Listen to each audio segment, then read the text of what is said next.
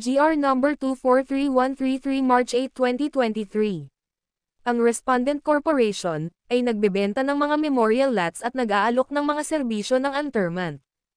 Noong ika-29 ng Oktubre taong 2015, naghain ang kumpanya ng isang espesyal na aksyong sibil na humihiling sa korte na bigyang kahulugan ang Seksyon 4A ng Republic Act No. RA. 7,432 na sinususugan ng RA 72,575 at sinususugan pa ng Seksyon 4A, Siyam, ng kasama sa RA 9,974, kung ang interment service ay kabilang sa mga nabigyan ng 20% discount sa funeral at burial services para sa pagkamatay ng mga senior citizen. Ipinaglaban ng kumpanya na ang mga serbisyo ng interment ay hindi kabilang sa mga serbisyong may karapatan sa 20% na diskwento na ibinigay sa ilalim ng batas.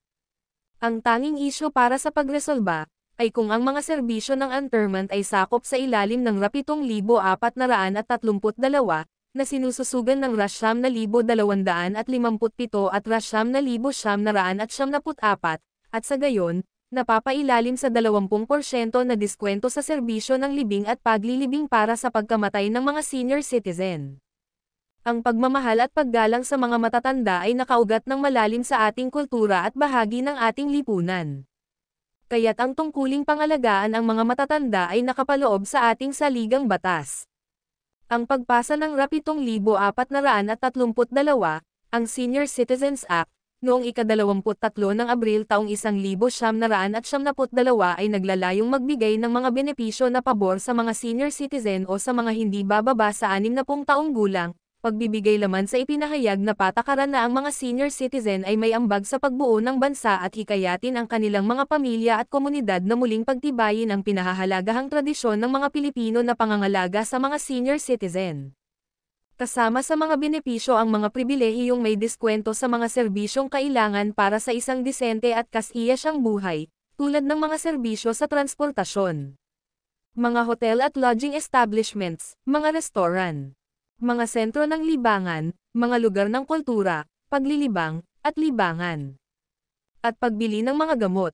Mahigit isang dekada pagkatapos ng bisa ng RA 7,432, nakita ng Kongreso ang pangangailangang amyendahan ang nasabing batas upang matugunan ang mga isyong kinakaharap sa panahon ng pagpapatupad nito, gayon din ang pagbibigay ng karagdagang benepisyo at pribilehiyo.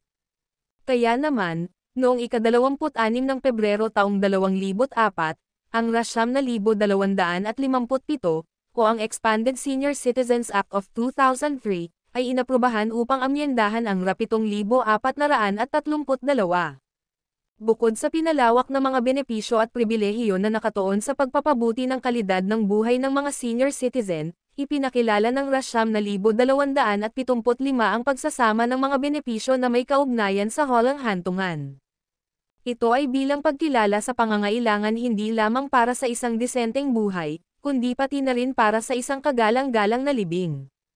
Ang komprehensibong benepisyo at pribilehiyo ng senior citizen na sumasaklaw sa buhay at pagpapalibing ay muling pinalawak ng RA 9,974 o ang Expanded Senior Citizens Act of 2010 na nilagdaan bilang batas noong ika-15 ng Pebrero taong 2010.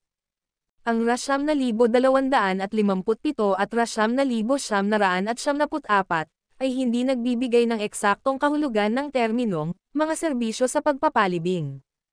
Kapansin-pansin, hindi rin nililimitahan ng mga nasabing batas ang saklaw ng mga serbisyong nasa ilalim ng mga serbisyo sa paglibing.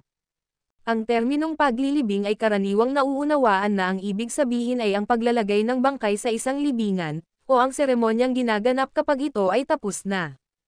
Kasunod nito na ang mga serbisyo sa paglilibing ay kinakailangang kasama ang mga serbisyo ng interment, tulad ng paghuhukay ng lupa para sa libingan ng namatay na tao, pagkonkreto nito, at iba pang mga serbisyong ginagawa sa panahon ng aktwal na paglilibing. Ang konklusyong ito ay sinusuportahan ng mga IRR na nagre-reseta ng mga alituntunin sa aplikasyon ng 20% na diskwento sa mga serbisyo sa pagpapalibing.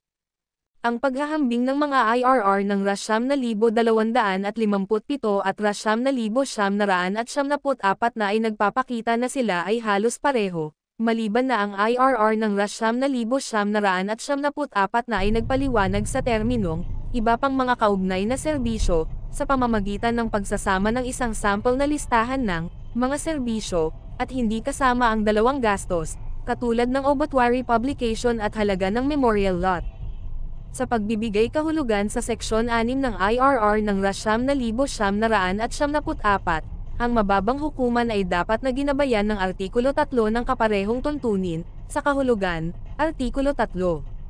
Konstruksyon.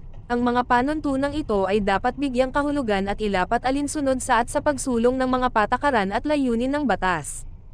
Sa kaso ng salungatan o kalabuan, ang mga panuntunan ay dapat ipakahulugan ng libre at pabor sa mga senior citizen.